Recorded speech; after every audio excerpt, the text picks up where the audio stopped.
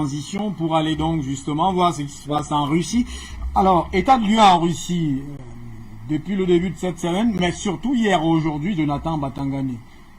Les Africains peuvent faire confiance à la Russie, parce que c'est ça le second sujet, c'est-à-dire en principe, il y a une pédophile, quelque chose de ce genre, et un attrait des Africains aujourd'hui qui se ressentent bien dans la peau de Poutine. Oui, pendant que, il faut le dire, il y a il faut que les gens comprennent. La russophobie a été développée en Ukraine à dessein, parce que l'Ukraine et la Russie, c'est le même pays. On le voit, tous les Africains, c'est le même pays. Il n'y a pas deux pays qui s'appellent l'Ukraine et la Russie. C'était la même terre, la même histoire. D'ailleurs, la culture russe émane de la culture ukrainienne. C'est en terre d'Ukraine que les premiers royaumes russes ont été constitués. Donc, c'est la même histoire. Maintenant, à partir de 1991, les Américains, les services secrets américains ont travaillé sur la russophobie. Ça a été entretenu surtout en Ukraine. Ça a été entretenu pas seulement en Ukraine, ça a été entretenu dans toutes les anciennes républiques soviétiques. Et il faut noter une chose. La russophobie a été entretenue grâce à une théorie qui est bien utilisée aux États-Unis, c'est la théorie du noble mensonge. Ça a été développé par Léo Strauss, qui est lui-même un philosophe américain, spécialiste de la linguistique, qui a travaillé sur un élément écrit entre les lignes. Et il a construit cette théorie du noble mensonge sur le fait que les notes diplomatiques, les discours étatiques ne doivent pas renvoyer forcément à la réalité telle qu'elle est perçue. Elle doit être construite par un ensemble de codes que les acteurs, eux, ils maîtrisent. Et les États-Unis, pendant longtemps, utilisé la théorie du noble mensonge pour communiquer dans l'espace de l'ex-Union soviétique.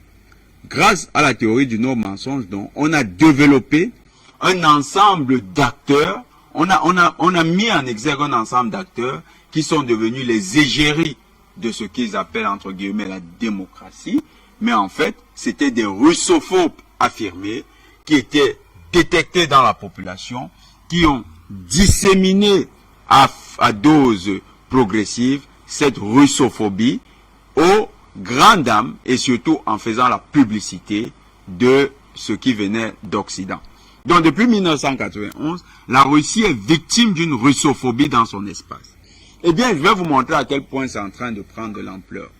Aujourd'hui, Meta, qui est, quand vous prenez votre WhatsApp, vous allez voir que lorsque vous démarrez WhatsApp à nouveau, vous avez le message Meta avec une sorte de 8 inversé qui apparaît. Le même message apparaît lorsque vous ouvrez Facebook. Meta, qui est le propriétaire de WhatsApp, de Facebook, a autorisé les discours russophobes en Ukraine. Hier, ils avaient autorisé les discours russophobes sur l'ensemble de la planète et ils avaient, à contrario, bloqué tout discours qui faisait la publicité de la Russie. Ce qui créait quoi? Ce qui créait une construction de la diabolisation de la Russie. D'ailleurs, plusieurs lanceurs d'alerte sur les réseaux sociaux, soucieux de la démocratie, ont dénoncé cette attitude de Meta. Et aujourd'hui, Meta a dû corriger en limitant cette russophobie à rien que l'espace ukrainien. La russophobie aujourd'hui est devenue le mode par excellence d'expression de la démocratie occidentale. C'est-à-dire quand ils veulent parler de la démocratie, c'est la russophobie en fait qui s'exprime comme étant leur discours. La russophobie, donc construite comme étant le discours de la démocratie, a été également l'argument utilisé par la France, vous vous souvenez, dans la lutte contre les nationalistes africains en Afrique. Il fallait poser ces Africains comme étant les potentiels continuateurs de la politique de l'URSS, qui était en fait considéré comme l'empire russe sur le territoire africain, et les opposer à la politique de l'OTAN. Au nom de cela, la France a occupé le rôle de gendarme de l'Afrique. Donc, la russophobie, instituée comme idéologie dans l'imaginaire de ceux qui pensent défendre la démocratie, c'est ainsi que l'Ukraine est devenue aussi l'égérie d'une démocratie. Mais qu'est-ce que l'Ukraine? Tout à l'heure, Linda a parlé, notre grande sœur Linda a parlé des néo-nazis.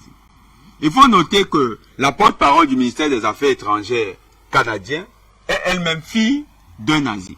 C'est la fille d'un nazi polonais qui a été recherché et qui a trouvé refuge en Amérique du Nord. On ne sait pas comment, il a réussi à s'intégrer dans la culture canadienne. Il est devenu une personnalité respectée au Canada. Et depuis le Canada, il a continué de financer les mouvements néo-nazis de l'Europe de l'Est. Sa fille aujourd'hui est porte-parole du ministère des Affaires étrangères. Justin Trudeau, lui-même, Premier ministre du Canada, est le fils d'un financier des groupes néo-nazis en Ukraine. En fait, le Canada est aujourd'hui la base arrière de néo-nazisme en Europe.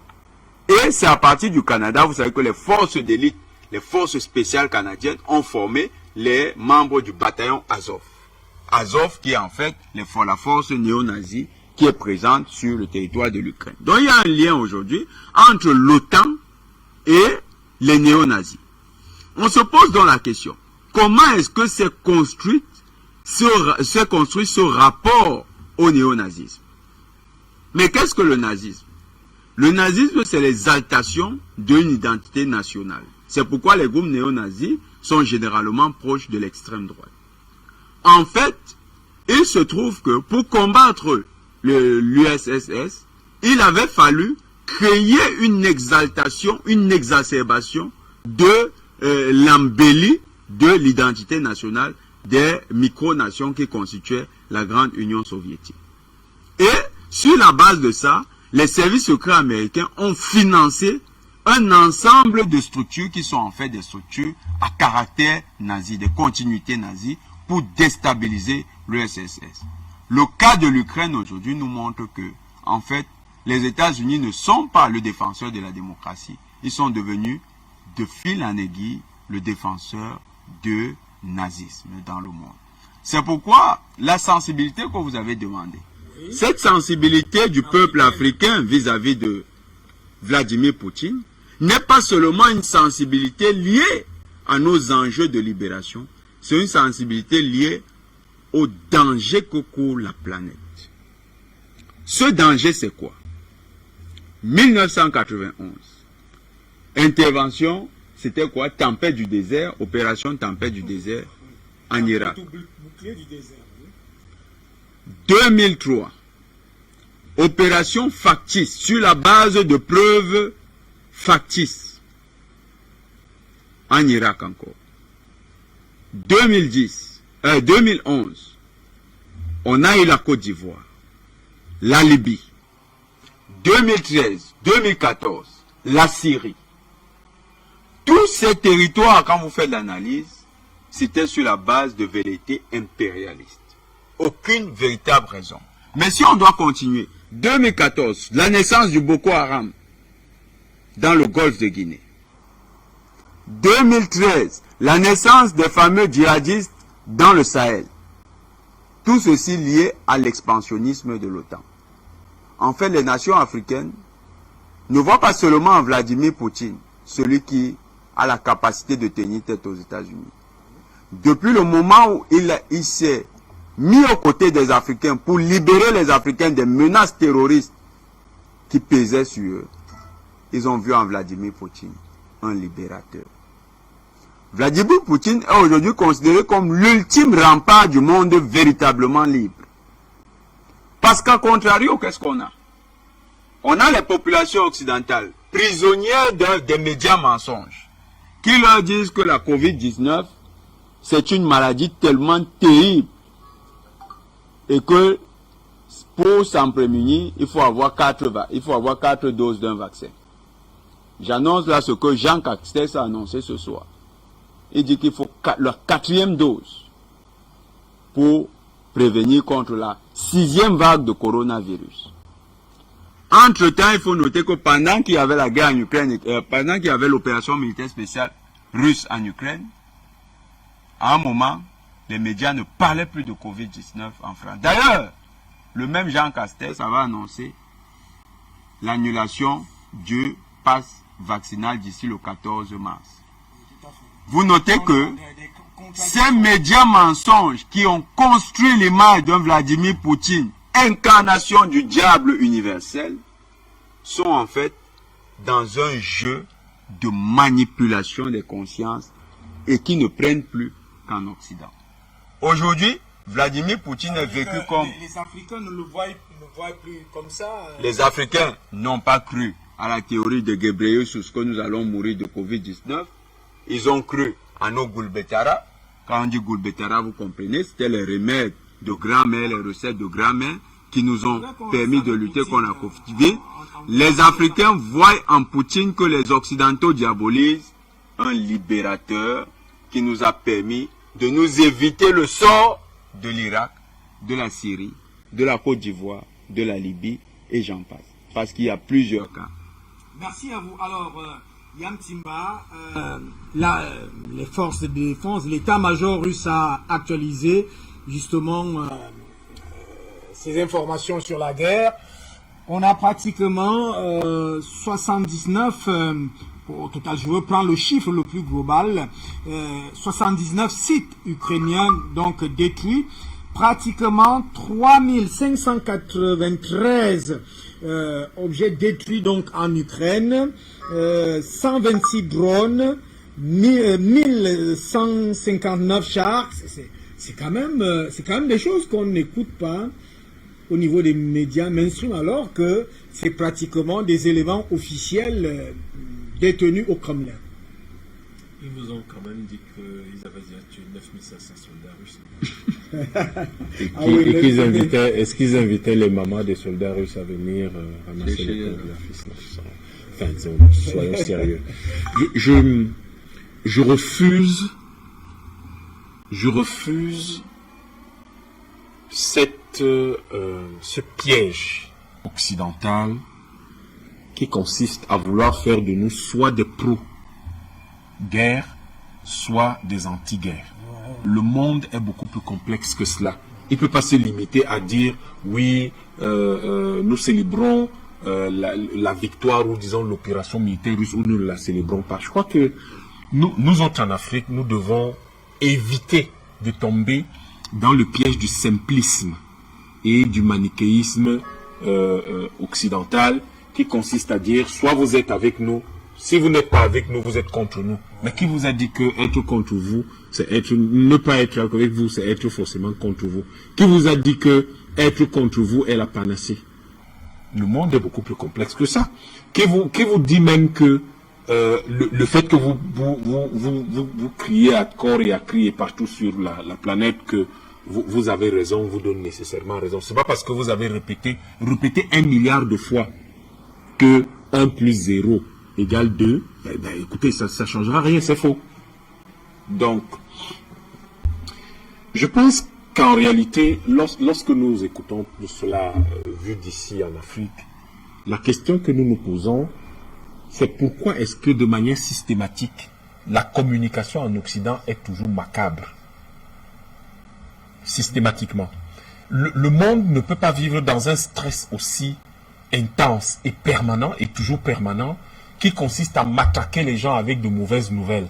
Il n'y a pas que ça, il y a aussi les fleurs qui éclosent, il y a aussi les gens qui accouchent, il y a des femmes qui accouchent des enfants, il y a des sourires, il y a des gens qui aident, qui donnent un coup de main à d'autres, il y a des chutes d'eau, bref, il y a beaucoup de belles choses dans la vie et nous ne pouvons pas nous laisser enfermer par l'Occident dans ce carcan qui consiste à être pour la guerre, qui va dans le sens de leurs intérêts ou contre la guerre, mais toujours dans le sens de leurs intérêts.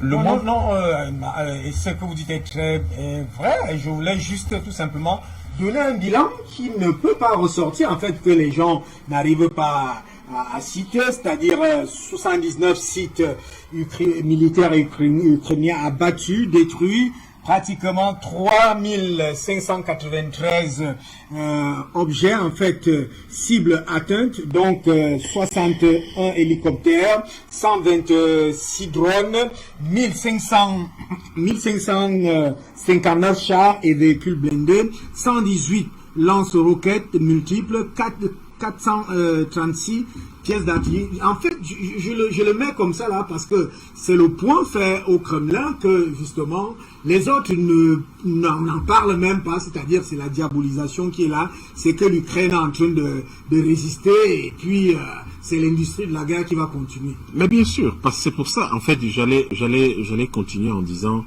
en réalité, c'est parce qu'il y a deux enjeux fondamentaux. Oui.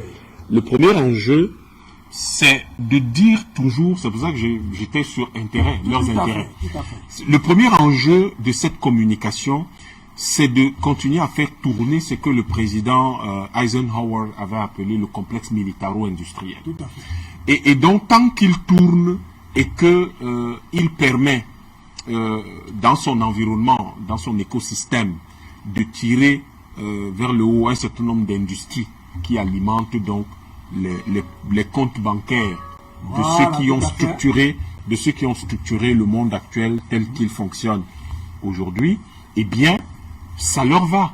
Mais nous ne pouvons pas suivre dans ce sens. Et de l'autre côté, le deuxième enjeu fondamental derrière. Mais l'objectif de la Russie n'a jamais été de détruire l'Ukraine. Oui.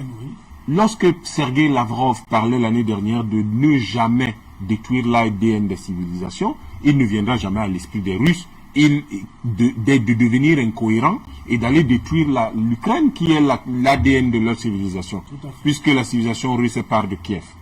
Alors, je crois qu'aujourd'hui, on sait pourquoi les Russes sont allés mener cette opération en Ukraine. Il fallait détruire les laboratoires d'armes bactériologiques. Il fallait détruire les bases militaires secrètes. Il fallait détruire les opérations suspectes dans les centrales nucléaires.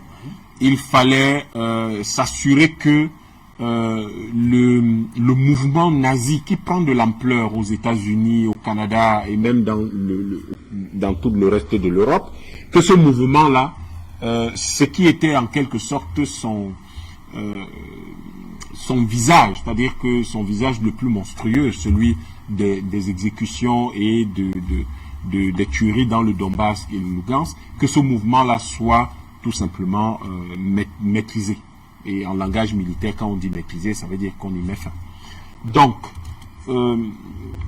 regardez donc tout ça de l'Afrique, ça nous amène à dire ou à constater que, en fait, peut-être avant que vous n'alliez dans ce sens, Yam, avec votre permission, toujours dans ce que vous avez dit, il est clair que il y a la propension pour l'OTAN ou bien les Occidentaux de faire fonctionner l'industrie de la guerre.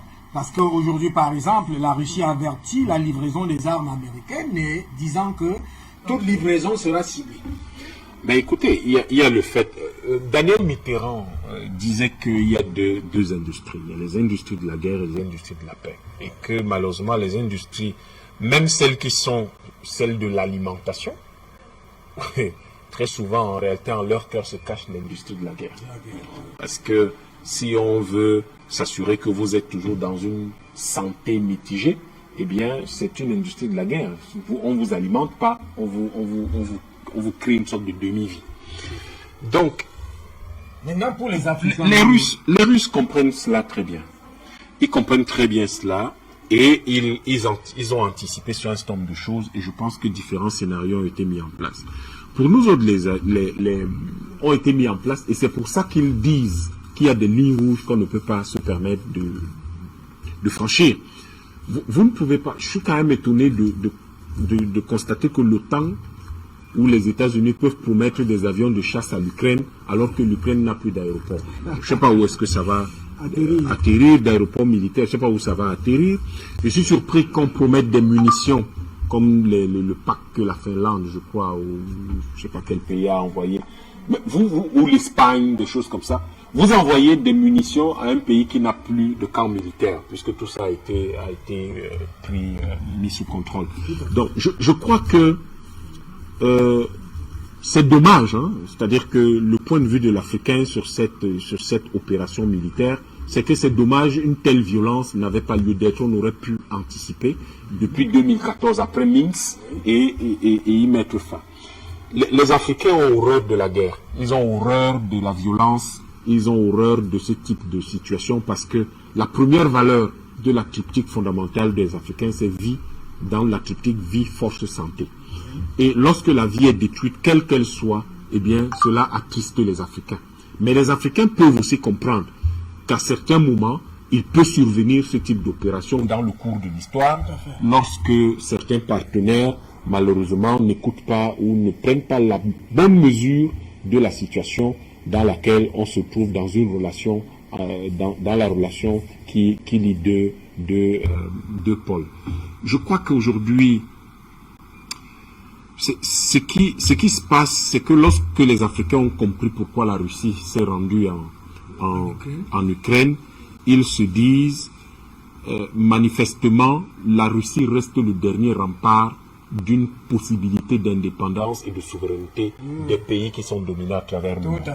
La vérité, c'est que dans l'enjeu de cette opération militaire, c'est que si la Russie échoue, l'Occident revigoré deviendra beaucoup plus violente. Beaucoup plus violent. Et donc il va falloir que malheureusement cette situation qui met beaucoup de vies en danger, que cette situation-là se termine par une victoire russe. Cette victoire russe va créer une recomposition de la planète parce que d'un côté, il y a la Chine qui qui a réaffirmé son soutien à la Russie et rappelé que leur relation était solide comme un roc. Il y a donc aujourd'hui le fait que, compte tenu de tout cela, il faut que la Russie gagne et qu'elle gagne rapidement. C'est vraiment dommage qu'on se retrouve à parler de ce genre de choses, à se parler de ce genre de choses parce que finalement, ce qui compte, au fond, c'est que les civilisations soient préservées.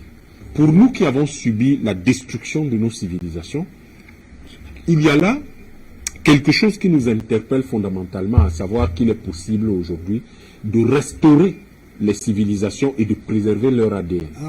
Et nous, les Africains... Ça, c'est le point le plus essentiel. Absolument. Il faut faire attention parce que sans la restauration des civilisations, ce qui se passe, c'est que l'instinct de survie et l'instinct de projection de ces civilisations va être complètement détruit.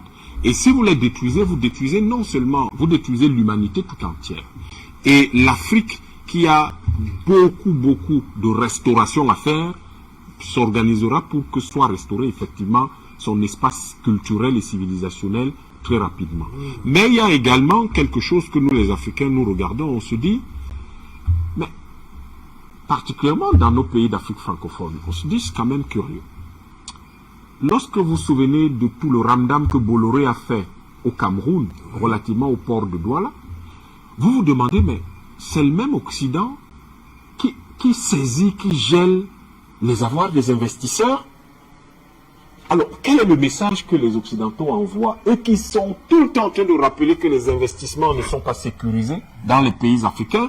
Je me souviens que Bolloré avait dit, mais si, quel est le message que vous envoyez au monde lorsque le Cameroun crée DIT, reprend DIT, crée la RTC, mais ça veut dire que, or, le Cameroun, lui, ne saisissait rien, le Cameroun ne gélait rien, le Cameroun appliquait une loi et, à la fin d'une convention qui faisait que il y avait un acteur économique qui n'avait plus de place ici, puisque la convention était arrivée à son terme. Mais là, on a quand même quelque chose d'assez curieux. C'est que vous avez, par exemple, vous avez des hommes d'affaires qui ont investi dans ces pays. La seule Angleterre, le seul Royaume-Uni a déjà saisi pour l'équivalent de 20 milliards de dollars de biens. Donc, il devient dangereux d'investir en Europe. Très dangereux d'investir en Occident.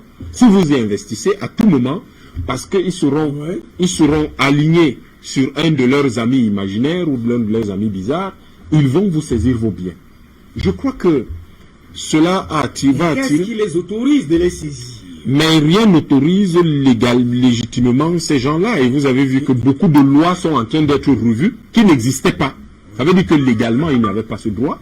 Et beaucoup de lois sont en train de réviser dans les pays occidentaux, dans les pays de l'OTAN aujourd'hui, pour se donner les moyens légaux de faire ces saisies, ces gels, etc. c'est extrêmement grave pour nous les Africains parce qu'on commence à se dire le monde tel qu'il existe et le monde tel que... Mais ça paraît un vol, ça là. Mais il y a beaucoup de vols c'est du vol, évidemment que c'est du vol. Si vous devez refaire la loi de manière particulière et du fait d'une situation particulière, c'est un braquage en règle. Tout à fait. Mais il y a des choses qui sont encore plus graves, vu de l'Afrique. Vu de l'Afrique, cette opération militaire en Ukraine, pour nous qui sommes en Afrique francophone, en Afrique où on utilise le franc CFA, on constate quand même que l'Europe, l'OTAN a décidé que l'eurozone ne va plus faire, à limite, réduit considérablement ou ne va plus faire des affaires directement avec la Russie, sauf en ce qui concerne le pétrole, en ce qui concerne le gaz. Et donc, comme le franc CFA n'a pas cours légal au niveau international et qu'il faut passer par l'euro pour commercer, par la France, automatiquement, cela veut dire, mécaniquement, cela veut dire que l'OTAN a décidé, pour les 200 millions de personnes qui utilisent le franc CFA et le franc comorien, que ces gens-là ne vont plus faire les affaires avec la Russie. Sans consulter, unilatéralement, sans consulter ces personnes, sans tenir compte des conséquences économiques, des conséquences diplomatiques, sans tenir compte de rien du tout, mais cela simplement parce que l'OTAN se dit on peut le faire et que cela leur donne un avantage géopolitique. Ce sont des choses vues d'Afrique qui sont extrêmement graves et qui nous donnent quand même une certaine idée de ce que le monde est réellement. Et j'espère que ceux qui ne comprenaient pas jusque-là pourquoi nous dénoncions le franc CFA vont commencer à bien comprendre le bien fondé et l'opportunité de ce rappel que nous ne cessons de faire, mais qui existe quand même depuis des décennies avant nous. Nous sommes juste les dignes continuateurs de nos aînés qui ont dénoncé cette mascarade, qui ont dénoncé cette escroquerie depuis toujours. Et là, je pense que considérer tout cela, d'abord que les gens essaient de nous enfumer sur les vraies raisons pour lesquelles la Russie se trouve en Ukraine. Les gens essayent de nous distraire de l'idée selon laquelle l'ADN des civilisations doit être restauré et préservé rigoureusement. Les gens essayent de nous dire que, de nous distraire du fait que quand les laboratoires biologiques d'armes bactériologiques sont créés dans des pays de manière discrète, de manière, sans que cela soit officiellement connu, c'est très grave. Et que nous avons des activités suspectes dans des centrales nucléaires et qu'il y ait quand même des populations qui sont massacrées, alors qu'il y a des accords qui existent et qui devraient permettre d'éviter tout cela.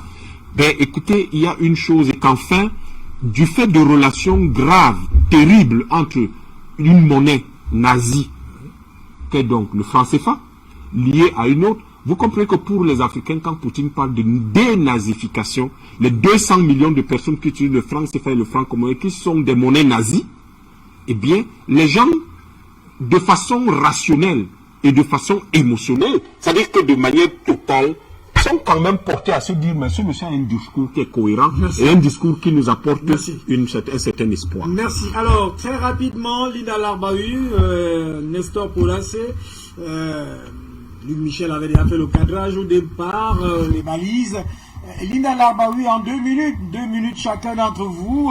Linda Larbahu, je commence avec vous. Alors, cette situation des Africains qui aujourd'hui, justement, s'attachent à Vladimir Poutine, quelles sont les raisons de leur attachement, de ce talent qui est manifesté au niveau des Africains? Nous avons les mêmes intérêts. Notre intérêt, c'est de nous débarrasser. Vous m'entendez? Vous m'entendez? Vous êtes à l'antenne. Nous avons les mêmes intérêts et ce fléau qui essaye de ranger le monde entier, là, les néocolonialistes qui veulent s'approprier tout, qui voulaient d'un monde unique et les autres c'est des esclaves, ils sont racistes, c'est que pour eux. Et quand je dis c'est que pour eux, je vais remonter à Trump. Trump, le jour où il a dit American First, il voulait parler de quoi? Il voulait parler des États-Unis. Mais là, c'est une bande de personnes néocolonialistes racistes qui essayent de mettre le grappin sur le monde entier. Donc là, nous sommes derrière Poutine parce que lui aussi, il a aidé pas mal de pays. Voilà. Si aujourd'hui le Mali a réussi à avancer, c'est un peu grâce ou un peu beaucoup grâce à la Russie. Mais si l'Algérie a pu retrouver sa place en Méditerranée, c'est grâce aussi aux armes russes, même si on les a achetées. Il fallait quand même qu'un pays nous vende ces armes-là. Donc c'est pour ça que moi je suis pour cette alliance Russie-Afrique, et je dis bien une alliance. Il faut garder certaines libertés, il faut garder et puis travailler d'égal à égal. Et Poutine peut offrir ça. Aujourd'hui, il a mis à nu. Cet homme a mis, puisqu'on a fait de la guerre de l'Ukraine la guerre de Poutine. Il a mis à nu ces gens-là, ce néocolonialisme avec ces fascistes au pouvoir. Pour Dassé, vous êtes pratiquement, je le crois, c'est la Copa BF, mouvement panafricain. Aujourd'hui, est-ce que la jeunesse africaine regarde Poutine ou la Russie, bon, pas comme un sauveur, mais comme une nation, une personne qui ose remettre en cause un ordre du monde qui veut s'établir dans l'injustice et l'hégémonie? Bon, au niveau de la jeunesse d'abord, il faut dire c'est la prouesse de l'armée russe dans les pays en conflit qui a fait que la jeunesse africaine a eu confiance à la Russie. Voilà, il y a 5 ans en arrière, on ne parlait pas trop de la Russie, il faut dire même 3 ans en arrière, mais 2 ans en venant, 1 année en venant, c'est là que cet amour a commencé à monter jusqu'à ce que l'ambassadeur français nous traite des gens qu'on peut acheter avec des bonbons, des chewing-gums, et des sandwichs et puis du pain. Mais c'est pas grave, de toutes les façons, si le pain peut bloquer un convoi de l'armée française, c'est de la bonne guerre. En plus de ça, la Russie a intervenu à la Russie et à la Syrie s'est pacifiée. Il a intervenu en Centrafrique, il a mis fin à la crise. Et quand ils sont venus au Mali, nous avons vu l'armée malienne monter en puissance. C'est ça là qui a fait que la jeunesse a eu confiance en la Russie. Et la 4e chose qui a fait que la jeunesse africaine a eu confiance en la Russie, c'est quand ils ont déclenché la crise en Ukraine et que nous nous en rendons compte que non, Poutine est en train de gâter leur plan d'ordre mondial qu'ils étaient en train de mettre en place pour anéantir les plus pauvres et puis garder leurs familles et leurs dynasties continuer à régner sur la planète Terre. Puisqu'ils disent que si le réduit la race humaine à 1 milliard de personnes, c'est facile de contrôler, puisque actuellement nous sommes plus de 7 milliards, c'est difficile à contrôler. Donc c'est tous ces mensonges-là que les gens avaient cachés, que Poutine a révélé, qui a fait que la jeunesse africaine a eu confiance en Poutine. Parce qu'un être faible, quand l'autre veut le manger et que l'autre fort vient le protéger, mais il va naturellement s'attacher à celui qui est venu le protéger. Donc voici ce qui se passe. Si la France, qui s'est dit alliée traditionnelle, se retourne contre les pays africains, naturellement, c'est de bonnes guerres que la jeunesse dit, bon, ça suffit comme ça, tu nous as trop martyrisés, il faut partir ainsi. Donc, voici un peu ce qui explique cela. C'est parce que les autres alliés ne jouent pas le franc jeu. Et que la Russie joue franc jeu, c'est ça qui fait que, naturellement, la Russie a eu la confiance de la jeunesse africaine. Donc, Emmanuel Macron a menti la fois dernière, soit disant que nous sommes payés, nous sommes manipulés, nous sommes instrumentalisés. Comme lui, il est fait, bon, si c'est facile, il n'a qu'à venir nous payer pour qu'on se retourne pour l'aimer, on va voir. Mais cet amour-là, c'est fini. Il y a un festival qui a débuté hier ou bien avant-hier à Ouaga ici, où une bonne partie de la jeunesse, nous avons boycotté, nous avons découragé les jeunes gens de ne pas participer. Ce festival est parrainé par l'ambassadeur de la France.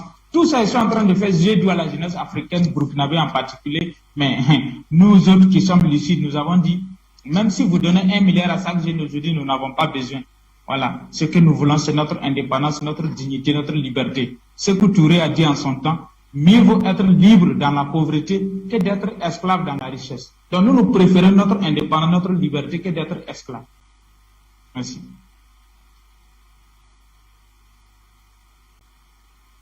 Un des présidents qui a été justement une résistance contre la France très farouche. Vous venez de parler de Sékou Touré, qui a justement tenu tête au général de Gaulle, frontalement. Alors, Samuel John Doriumi, nous sommes en train de partir avec vous, hein, vous les trois sur ce plateau.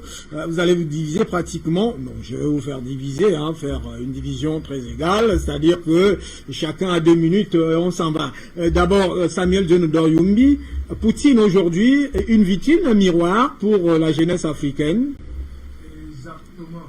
Votre question comme l'Afrique, parce qu'aujourd'hui, M. Poutine était vraiment une vitrine et un miroir et quelque part un messie également pour l'Afrique, parce que grâce à M. Poutine, l'Afrique a compris que la démocratie, celle qu'on nous vantait ici, la démocratie universelle et universelle, elle était fausse. L'Afrique, la jeunesse africaine en particulier, ils ont compris tout simplement que la liberté d'expression qu'on nous ventilait que c'était le socle de la démocratie, elle était fausse. La liberté d'opinion, elle était fausse.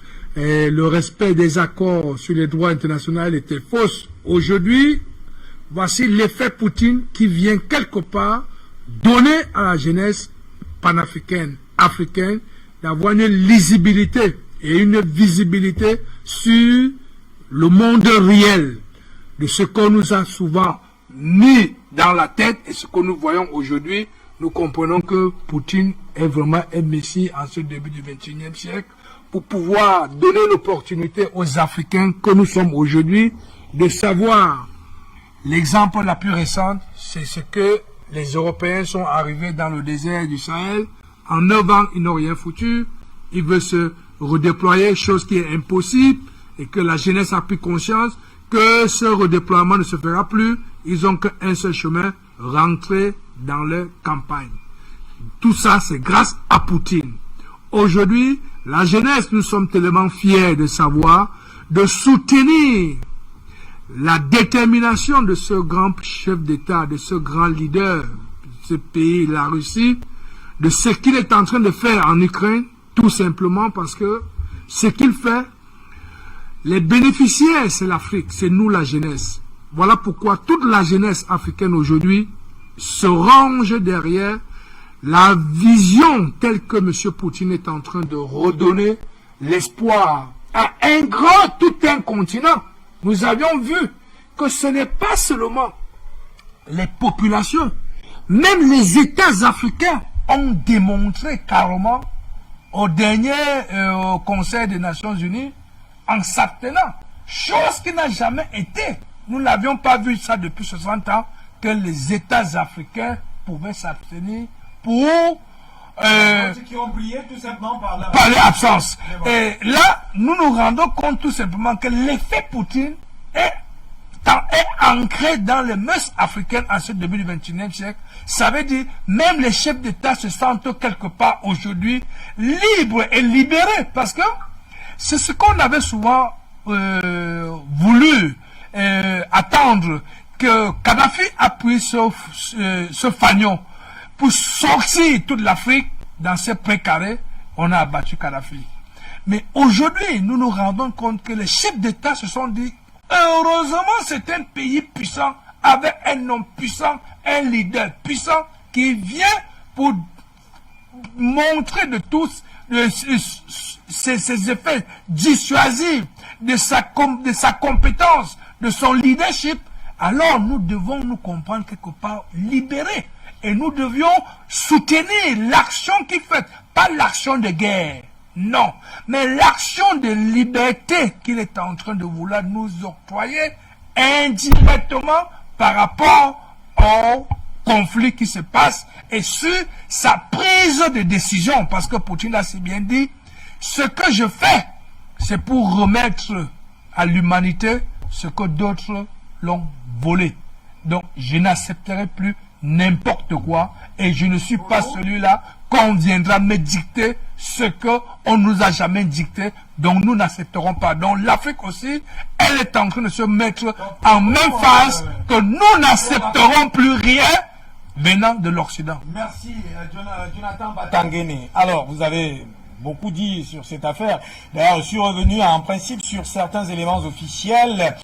auprès du Kremlin, c'est-à-dire le bilan qui est officiel, c'est-à-dire acté, des choses qui ont été vérifiées sur le terrain, qui ne peuvent jamais être présentées par les médias mainstream de toutes les manières. Ceux qui veulent le monde juste n'en ont que cure. Alors vous, en termes de derniers mots, qu'est-ce qu'on doit dire sur cette situation?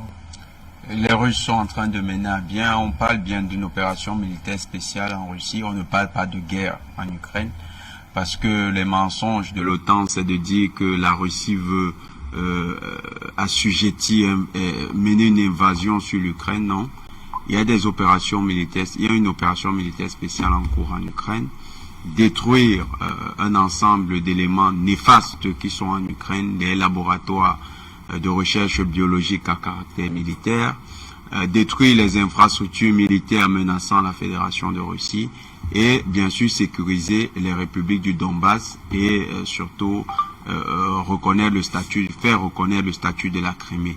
Vous savez que depuis 8 ans, il y a des opérations spéciales il y a des opérations de destruction de l'armée ukrainienne qui sont menées contre les républiques du Donbass. Vous savez aussi que Donetsk et Lugansk se sont mêlés dans la bataille. Hein? C'est justement les deux républiques du Donbass dont on parle, donc voilà.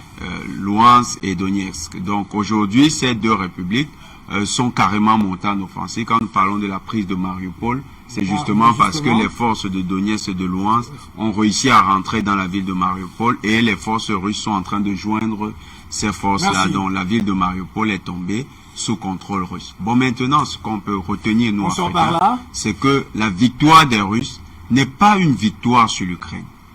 La Russie a mené cette opération pour repousser l'OTAN et montrer à l'OTAN que l'OTAN n'a plus tous les droits dans cette humanité. Le même combat... Peut-être qu'avec votre permission, pas que l'OTAN n'a plus les droits, tous les droits dans cette humanité, mais que l'OTAN ne peut pas se permettre de fouler au pied les accords et les conventions arrêtées. En dehors des conventions, des accords, mais également de fouler l'humanité entière, parce que l'OTAN s'était permis un ensemble de choses qui allaient au-delà même de simplement les conventions. Aujourd'hui, l'humanité libre peut compter sur des partenaires comme la Russie. L'Afrique, fort heureusement, fait partie de l'humanité libre. Et nous, Africains, avec tous ceux qui nous suivent, nous leur disons, continuons le combat. Ne nous arrêtons pas, les Maliens, les Burkinabés, les Togolais, les Béninois. Rejoignons la danse et continuons là, les Camerounais. Allons au four et, comme on dit souvent, il faut nous charbonner pour que notre liberté, nous l'obtenions enfin. Merci Yam Timba. Une ou deux choses, non je prends deux choses à retenir. Bon, en fait, tu peux ajouter une troisième. Alors, commençons par la première. La première. Alors, la première chose que nous devons retenir, c'est qu'il faut accélérer, intensifier la lutte pour la fin du franc CFA. Parce que tant que nous n'aurons pas notre monnaie, nous serons toujours à la merci des autres et nous pouvons nous retrouver comme en ce moment, privés, interdits de faire du commerce avec un pays qui n'est pas en conflit avec nous, à savoir la Russie. Deuxième chose,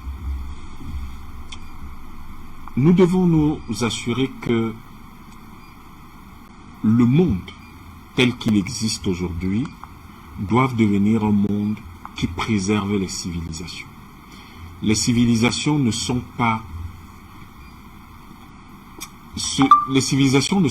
du tout quelque chose qui est accessoire ou superfétatoire ou éventuel.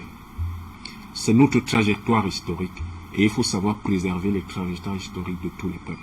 Parce que c'est de la diversité des trajectoires historiques que nous créons la beauté du monde.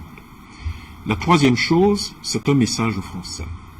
Il faudrait que, en Afrique, la France cesse le jeu qui va lui fermer les portes de l'Afrique. Je le dis tous les jours, peut-être qu'ils écoutent en France, peut-être qu'ils sont au courant, peut-être qu'ils ne sont pas au courant, mais si l'Afrique finit par chasser la France de son continent, de manière comme au Mali, c'est-à-dire vraiment avec mépris et violence, eh bien, elle ne reviendra pas pendant très longtemps et peut-être comme elle n'existera même plus parce qu'elle sera passée à la 30e place mondiale, elle ne recevra plus d'aide de l'Afrique. Mais si la France part toute seule, si elle évite le conflit violent, la conflagration, l'opposition frontale, et qu'elle s'en aille, eh bien, je pense qu'elle laissera chez les Africains qui sont profondément humanistes, qui sont profondément gentils, hospitaliers, accueillants, elle nous laissera quand même la possibilité d'ouvrir une fenêtre de collaboration qui lui garantira quand même une certaine présence en Afrique et donc une certaine aide de l'Afrique.